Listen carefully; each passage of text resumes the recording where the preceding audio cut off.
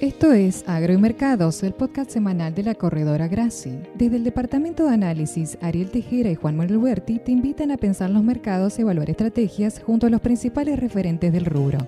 Muy buenos días a todos, bienvenidos a un nuevo episodio de Agro y Mercados, episodio número 66 de la segunda temporada. Estamos a viernes 31 de octubre, cerrando lo que fue una semana, la verdad que histórica para Argentina, luego de lo que fue el resultado de las elecciones el domingo pasado y una sorpresa o un resultado muy inesperado, la verdad, para el oficialismo y con sus repercusiones en lo que fueron mercados financieros y demás, y de tipo de cambio. Y además, bueno, para el agro también, sucesos muy relevantes esta semana, bueno, muy favorables para toda la cadena.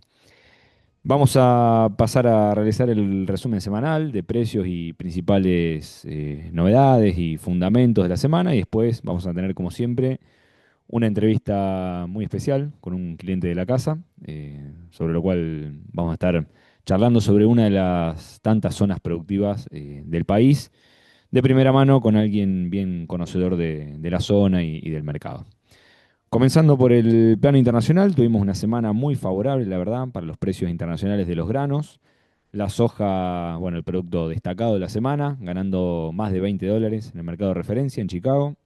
Y los cereales, bueno, acompañando también un poco la tendencia principal, ganancias de $3 para el maíz y de $8,50 para el trigo en el mercado de referencia. La atención principal estaba puesta en lo que iba a ser una reunión entre el presidente de Estados Unidos y de China en Corea del Sur, mucha expectativa puesta ahí, un mercado que había empezado a descontar noticias positivas para el mercado de soja, y así fue realmente, si bien todavía no hay un acuerdo oficial firmado. Bueno, aparentemente hubo un gran acercamiento, señales positivas desde China, realizando lo que es la primer compra de un cargamento de soja de Estados Unidos en esta campaña comercial. Anuncios por parte del secretario del Tesoro diciendo que China iba a comprar 12 millones de toneladas para lo que queda de este año, de esta campaña, y unas 25 millones de toneladas anuales para los próximos 3 años. Así que, sin lugar a dudas, fue el factor de impulso y positivo para los precios en la semana que acaba de terminar, sin lugar a dudas. Mientras tanto, bueno, estamos cosechando en Estados Unidos, pleno avance de cosecha. Entendemos que sin los datos oficiales de Luzda, a juzgar por lo que suele ser el avance normal de cosecha a esta época del año, ya la soja debería estar más o menos en un 90% cosechada, y maíz también entre 80 y 85%.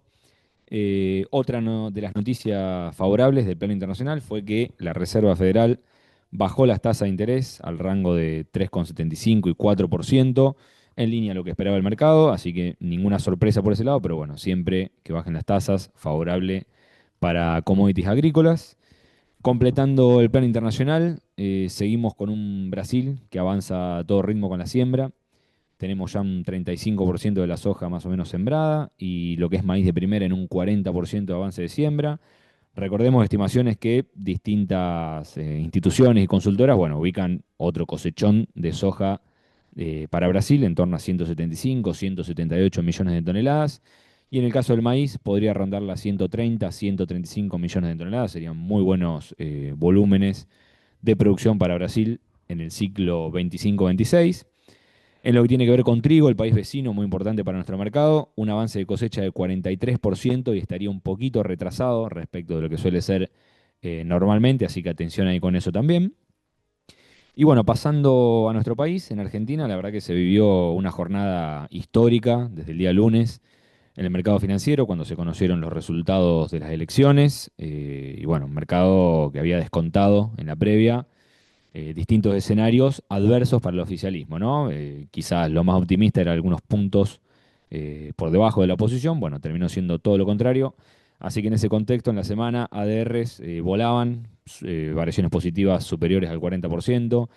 El Merval anotó una suba que entiendo que es la mayor de la historia. Bueno, bonos globales en dólares también treparon más de 20-25%. Riesgo país recortando nivel a más o menos 650 puntos básicos desde los 1000 puntos que teníamos previo a las elecciones. Así que un mercado financiero reaccionando con contundencia después de resolverse la incertidumbre política, digamos, de cara a la conformación del Congreso para los próximos 2 años y con mucho más margen de negociación y de maniobra para que el gobierno del oficialismo pueda llevar a cabo las reformas que pretende, ¿no? Pasando al escenario productivo, tenemos avance de siembra de maíz en torno al 35% a nivel nacional. La mayoría de los lotes que están sembrados presentan condiciones entre normales y buenas, así que bien desde el lado productivo para el inicio de la campaña de maíz. En trigo ya tenemos en torno al 9% de avance de cosecha y con rendimientos en los lugares donde se avanzó, principalmente zona norte del país, rendimientos que están superando las expectativas proyectadas, así que marcha a todo vapor la campaña de trigo y generando mucho optimismo sobre los números finales que puedan conseguirse, ¿sí? En cuanto a siembra de girasol, ya tenemos un 63% de las hectáreas proyectadas, también la gran mayoría presentando muy buenas condiciones de cultivos y condiciones hídricas. Y en lo referido a mercados, la verdad que en el mercado local se vio bastante reflejada la firmeza en precios de la soja, en línea a lo que pasaba en el mercado internacional, y sobre todo en lo que era posiciones futuras, ¿no? Posición enero y mayo, que subían en la semana entre unos $8, estamos hablando de cerraba cerca de $333 la soja enero y unos $5 de suba para la soja mayo 26, finalizando cerca de $315 por tonelada. El maíz diciembre mejorando también $2 o $3, cerca de los 184, y el abril también misma variación y acercándose a $178 por tonelada. Y bueno, trigo diciembre bastante estable, distinto a soja y maíz, rondando los $183, en un mercado que está, digamos, prácticamente empalmado con lo que sería la negociación disponible. Bueno, en el episodio de hoy nos vamos a ir hasta el centro y sur del área agrícola nacional para conversar con Nicolás Daulerio, que es licenciado en Administración Agraria en la Facultad de Agronomía en Azul, provincia de Buenos Aires, donde también es actualmente docente universitario en varias materias de grado y posgrado. Es asesor financiero habilitado por CNB y en el ámbito privado cuenta con mucha trayectoria en el mercado financiero y de granos, hoy en día como gerente comercial en la mesa de granos de la firma Ceres Tolvas. Nicolás, ¿cómo estás? ¿Cómo andas, Juanma? Muchas gracias por la invitación. No, por favor, un placer tenerte acá con nosotros. Estuvimos la semana pasada personalmente, así que bueno, quedaste como invitado. Bueno, buenísimo. Bueno, Nicolás, si querés, a modo un poco de introducción, comentanos un poco sobre la firma, en qué zona se ubican y operan, las distintas unidades de negocios y bueno, todo lo que quieras agregar. Bien, dale. Mira, el grupo Celestolo hoy cuenta con más de con 29 agronomías y 25 plantas de acopio, distribuidas principalmente en lo que es la provincia de Buenos Aires, tanto en el norte como en el sur, y en La Pampa y Córdoba. Hoy contamos con una capacidad de almacenaje de más de 300.000 toneladas y expandiéndolo. Y bueno, este año quedamos a pasito, esperamos este año poder cumplir el objetivo de llegar al millón de toneladas comercializadas. Además, bueno, la empresa cuenta con lo que es la unidad de negocio de maquinaria, en lo que refiere a John Deere y Pla, con tres sucursales, una Ujú. sucursal modelo que abrió hace poco en Tres Arroyos, una en Tandil y una en Necochea. Después, obviamente, lo que tiene que ver con la parte de insumos agropecuarios, ahí participamos en casi todos los mercados. Después hay una parte de producción y distribución de nutrición animal, particularmente, bueno, de bovinos, equinos y porcinos. Ahí también las plantas se están expandiendo estos años. Y la otra unidad de negocio, la que estamos haciendo punta y tratamos de estar siempre en vilo, lo que respecta a la agrotecnología, incorporando, bueno, diferentes herramientas para lograr lo que es la digitalización de los diferentes procesos y sistemas productivos en pos de eficientizarlos y hacerlos más sustentables, algo que este año venimos trabajando también bastante, lo que es la sustentabilidad y bueno, todo lo que tiene que ver con los mercados de huella de carbono y demás.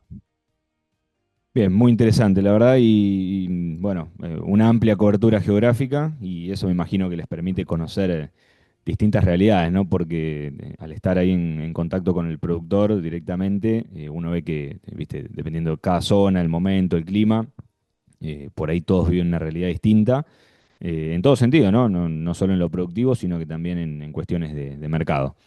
Sí, sí, Y exactamente. La empresa hizo pie, digamos, en lo que es el puerto de Necochea, porque es, digamos, la afluencia de lo que es el centro de la claro, provincia de Buenos Aires, y en estos últimos años creció mucho sobre lo que es el puerto de Rosario, digamos, de Lima, de Iguazú, de River.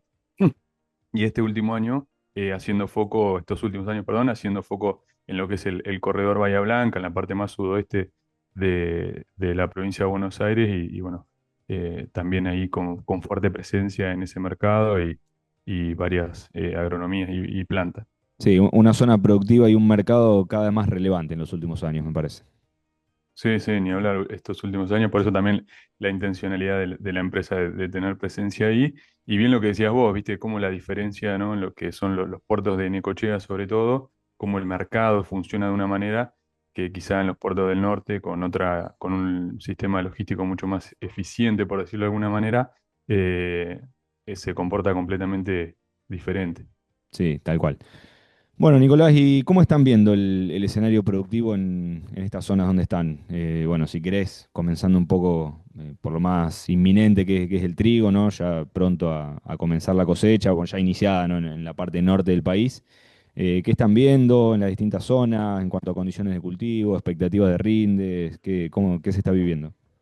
Bueno, no, ahí no voy a contar nada que no hayamos hablado y que no se sepa ya, pero bueno, las expectativas son realmente muy, pero muy buenas. Todas las noticias que llegan de los primeros avances de cosecha, además del norte, son realmente muy buenos, muy llamativos, muy por encima de los promedios, e incluso en algunos lados rindes que nunca se habían visto. Acá, digamos, a medida que vas bajando, o en el norte de la provincia de Buenos Aires y para el centro de la provincia, el escenario es exactamente igual, es decir, estamos esperando una cosecha récord. Acá con algunas preocupaciones más en lo que tiene que ver con las heladas, que este lunes tuvimos una, pareciera, por lo que venimos hablando, probablemente la semana que viene tengamos un poco más de información, es que esa helada no afectó tanto a los cultivos, es una noticia muy buena. Pero bueno, viste que en el centro de la provincia de Buenos Aires y para el sur es como que siempre estamos jugando hasta el 20 de noviembre incluso que no nos afecte esa última helada, eh, para determinar un poco los rindes, que obviamente no van a cambiar a lo que es nivel nacional, que bueno, ya se están hablando de Sí, incluso que algunos se quedaron cortos con las estimaciones de las sí, 22, claro, 23 pero millones. justamente esto que mencionaste quería preguntar, ¿en qué momento agarra los cultivos ahí una helada? ¿Todavía falta, digamos, por Sí, desarrollarse y y en lo que etapas tiene críticas, digamos, bueno, para definir rindes? sí, y lo que tiene bueno es que lo agarró con mucha humedad también, eso hace Sí, que el castigo amortigua un sea poco menor, el amortigua un impacto. poco el efecto. Y en las cebadas, bueno, ya desarrolladas, muchas en proceso de formación de grano, en los trigos no, un poco más retrasado, así que ahí esta helada no debería afectar tanto. Si es que afecta, digamos, podría llegar a afectar a lo que es las cebadas.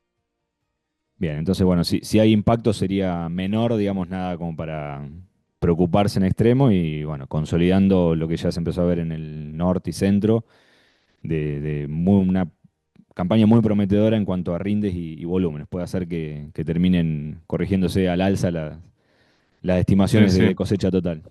Después hay una zona un poco más afectada que es toda la zona del sudoeste, sobre todo por lo que respecta al agua, ¿sí? Muchos Ah, sí. campos anegados que vienen muy retrasados con las tareas, incluso algunos lotes todavía sin cosechar de maíz, porque hace ya varios meses o un mes y pico que no están pudiendo entrar al Uf, campo y no han podido terminar esos lotes, y retrasando todo lo que tiene que ver con la siembra de girasol ahora, que es lo más próximo a lo que se está haciendo, y obviamente eso retrasa lo que sigue, que es la cosecha de soja y la cosecha de maíz. Ahí vemos, todavía en la verdad no podría cuantificarlo, pero sí vemos que va a haber un pase de algo de soja, de girasol a soja, perdón, producto de esta retraso en las siembras. mira, interesante, porque justo me dabas el pie para preguntarte de los avances de siembra de los cultivos de verano. Con mucha expectativa para el girasol, pero decís que por ahí en la región se termina pasando algo de girasol a soja. Algo, pero más que nada que tiene que ver con una cuestión de tarea, ya porque ya para hacer un girasol en algunos lados se complica un poco más retrasarlo mucho más. Entonces ahí, obviamente acompañado por los buenos precios de la soja, como que vemos que pueda llegar a moverse algo. No creemos que vaya a ser mucho, pero sí un poco habla de cómo se está comportando, digamos, todo lo que tiene que ver con las labores de siembra, que vienen retrasadas en general en una porción, no así, bueno, en el norte y eso que vienen muy bien, y los indicadores incluso son realmente buenos. Bien, y en Porque el cuanto a contexto, maíz, digamos, de agua, perdón, que te sí, corte, el contexto de agua útil, digamos, es realmente muy bueno. O sea, no hemos sí, tenido sí, de los un mejores de los momento de últimos siembra años, como sí. este. Bien, Impresionante. y Nicolás, de maíz, ¿cómo vienen en cuanto a avance de siembra? Bueno, también dependiendo de la zona, ¿no? Si son más de maíz tardío, segunda, ¿cómo ves esa campaña de Claro, maíz? acá en lo que respecta al centro, digamos, la provincia de Buenos Aires, incluso el sudoeste, no somos tan maiceros temprano, Claro, entonces sí, sí. todavía las labores vienen pero muy retrasadas, o sea, normal, digamos, comparado a Sí, años sí, anteriores. Eh, pero sí en el norte, bueno, por los números de la bolsa y eso, y lo que hablamos con productores, entendemos que viene todo muy, pero muy bien. bien. Y también con buena intención, por lo menos hasta el momento, para encarar la campaña de maíz.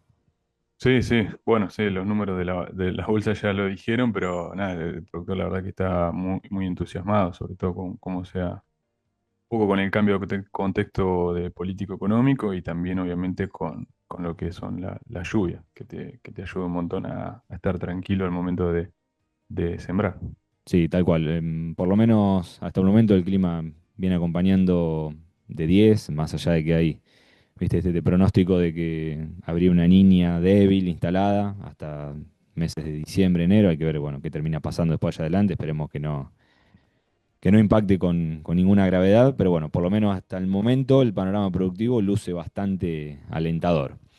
Sí, la Y bolsa, bueno, seguramente vos lo habías comentado antes, pero la bolsa está estimando ya un 35% de progreso nacional de sí, siembra, así que viene muy por encima del promedio, así que viene un dato más que alentador. Y, ah, con sí, todo tal por cual. ganar, digamos. Sí, sí, sí.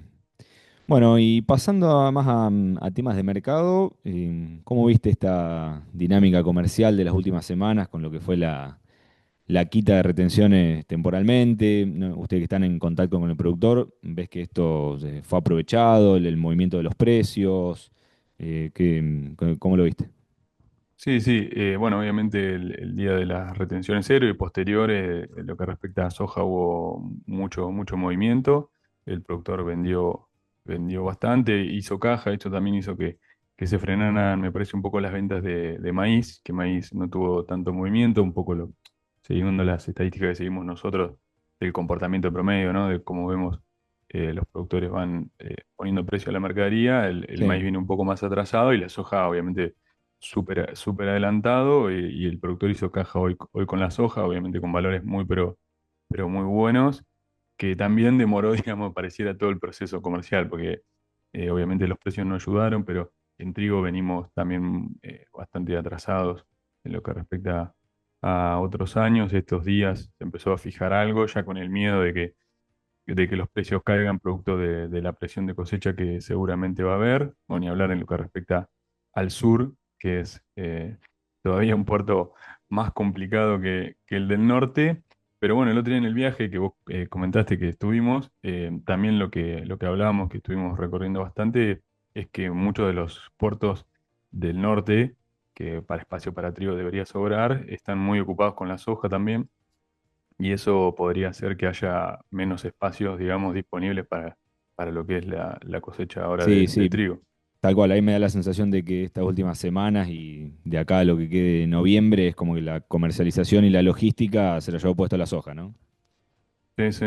Bueno, y viene muy lerdo también todo ese proceso, así que no sé si van a llegar a, digamos, a vaciar lo que tenían planificado para el inicio de la cosecha de trigo. Digo, inicio, me refiero por ahí al momento de pico, ¿no? Donde haya realmente una presión de cosecha y donde posiblemente podamos ver algunos precios menores respecto a lo que vemos hoy, producto de esa presión de cosecha y de logística. Sí, eso me parece que es un llamado de atención bastante importante, ¿no? Y ya que lo decís, la posibilidad a lo mejor de la presión de la cosecha y este nivel de precio de cosecha, que bueno, trigo ya, podríamos decir ya mercado empalmado, ¿no? Entre disponible y cosecha más o menos lo mismo, pero también pensándolo para maíz y soja de la campaña que viene, ¿cómo lo ven en términos de márgenes al productor, relación insumo-producto? No sé si viste se haya tomado mucha cobertura o estrategia de comercialización.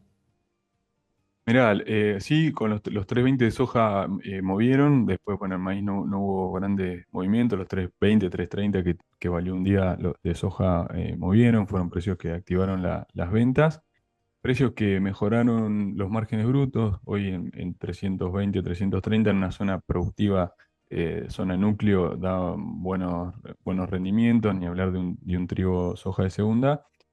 Pero no es, digamos, el panorama general, ¿sí? Cuando por ahí empezás a abrir un poco en las zonas más marginales, donde la soja no tiene rendimientos exuberantes, si no hablamos de 2 toneladas y media, hoy los márgenes no son buenos, son malos incluso, por decirlo de alguna manera, ni hablar de la fina que en estos 185, 190, incluso en los 200 nunca se terminó de acomodar ese margen bruto, a pesar de que tenemos precios todavía de herbicidas muy baratos, no se terminaron de acomodar y eso también un poco lo que frenó las ventas, ¿no? de lo que es eh, la fina.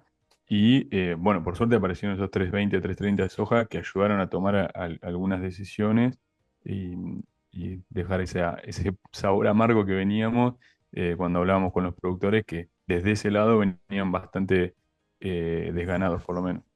Sí, comparto esto de que en el Excel, en el cálculo general, el 320 de soja, un 180 de maíz de dispo o en el caso del maíz abril, son números que empiezan a dar resultados positivos. Después, sí, es verdad que cada situación es muy particular y bueno, cuando nos alejamos de las zonas productivas mejores, digamos, y con rindes un poquito más regulares o bajos, sí, por ahí el escenario se pone un poco más tirante, ¿no? En términos de rentabilidad. Sí, sí, ojalá la gruesa sea igual de buena que la fina y sea el Q del P por Q que nos termine salvando ese margen bruto, como posiblemente pase con el trigo, pero bueno, la realidad es que desde el momento cuando uno planifica con promedios de los últimos años, los números, la verdad que Sí, no así que acompañaban a... clave seguir el mercado de cerca y aprovechar esos niveles de precios por ahí coyunturales o bueno, que cierran márgenes. Siempre está bueno reforzar en la idea de las estrategias comerciales, ¿no? Y armar cosas a medida, ¿no? Sí, sí. Sí, ni hablar de la importancia también de tomar coberturas, más estos años en los que nada, se termina siendo todo mucho más difícil y no pareciera sobrar, digamos, a nivel internacional estamos en precios mínimos, y también sucede lo mismo a nivel local, entonces, digamos, hay ciclos económicos, en algún momento el mercado se va a dar vuelta y hay que estar ahí atento para poder tomar esas coberturas, pero obviamente que los productores tienen necesidad de vender y por eso lo importante es armar estrategias comerciales a fin de nada, lograr mejores resultados cuando los resultados realmente no son buenos como ahora. Sí, tal cual. Bueno, Nicolás, sé que también sos un gran seguidor y analista del mercado financiero. Así que bueno, quería preguntarte cómo viste esta reacción del mercado post elecciones, con este gran resultado a favor del oficialismo, digamos, muy inesperado, por cierto. Y bueno, un poco qué pasó con los precios de los distintos activos y esto pensarlo, digamos, a la hora de alguien que tiene que tomar decisiones en el agro también, ¿no? Y mirar estas dos cuestiones en simultáneo, ¿no? Precios de los granos y el mercado financiero también y las oportunidades o estrategias que se puedan armar. Sí, sí, hoy dos mercados que están muy relacionados y que no puede estar fuera de uno ni de otro porque una decisión muy buena en términos de precio te deja fuera en un segundo con un movimiento brusco del tipo de cambio, como bueno, pasó mucho este año. Y un poco eso que decías vos de las elecciones, ese resultado que también deja, viste, una buena imagen a los productores que muchos confían, digamos, en este gobierno, que ha dado algunas señales positivas en lo que respecta al cambio de esquema de retención y sobre todo, bueno, a la baja, con algunos aciertos y algunos errores, pero desde ese lado entusiasmados en lo que puede llegar a venir. Y bueno, ni hablar que la respuesta del mercado fue realmente muy buena, bajaron las tasas en pesos, comprimieron un montón en lo que tiene que ver, obviamente, con los instrumentos de inversión, pero también con los de crédito. También el gobierno tuvo una muy buena licitación hace unos días que ayuda a que eso se mantenga y ojalá veamos también tasas más baratas para darle un poco el dinamismo que le está faltando hoy al mercado en términos de créditos. No creo que el gobierno se meta en ese mercado, que aunque quizá debería, pero bueno, ojalá que el mercado mismo lo haga y veamos tasas más baratas y que le demos un poco de dinamismo a ese mercado y no esté todo tan frenado. En lo que respecta, bueno, al mercado financiero, obviamente comprimió todo. Los bonos subieron bajando su rendimiento, tanto lo que son tasa en pesos como tasa de la inflación y bonos hard dólar, eso fue realmente más que interesante. Y del mismo modo bajó el tipo de cambio, por lo menos en la primera jornada, después se mantuvo, pero bueno, era algo que también imaginábamos un poco, porque el mercado se empezó a sentir cómodo en estos 1400, 1500, el gobierno también se empezó a sentir cómodo, Sí, vio es como como que no ese, había mucho lugar a un retroceso grande en el tipo de cambio, ¿no? no, no, le duró poco y bien, todavía no tenemos el desenvolvimiento de estas semanas, si Estados Unidos volvió a comprar dólares o vendió los pesos o el mercado perdón, el Tesoro terminó comprando dólares, pero sí vemos esto, que como que el mercado se sintió como en estos valores, en estos precios de dólar, sobre todo porque el gobierno no se le pasó inflación, que era una de las cosas que más temía, y obviamente te deja un mercado mucho más competitivo. El escenario que un poco veo es que probablemente tengamos un tipo de cambio en estos valores un tiempo o un tipo de cambio un poco más apreciado, ya sea por inflación o por que baje el tipo de cambio. De alguna forma, me parece que los 2 años que faltan previo a las elecciones, porque después hablaremos otra vez de, Sí. de toda la volatilidad que vimos estos últimos días, vamos a ver un tipo de cambio un poco más apreciado o tendiendo a apreciarse. Así que bueno, será un momento obviamente de volver a las estrategias en lo que respecta a pesos de vender disponible en aquellos momentos en los que las tasas lo permiten o dejan un buen resultado. Sí, tal cual. Bueno, la verdad, muy interesante y muy completa toda tu visión y el análisis del mercado financiero, mercado agrícola y bueno, todo el escenario productivo en la zona centro y sur del país. Así que, Nicolás, te agradecemos muchísimo este tiempo compartido con nosotros.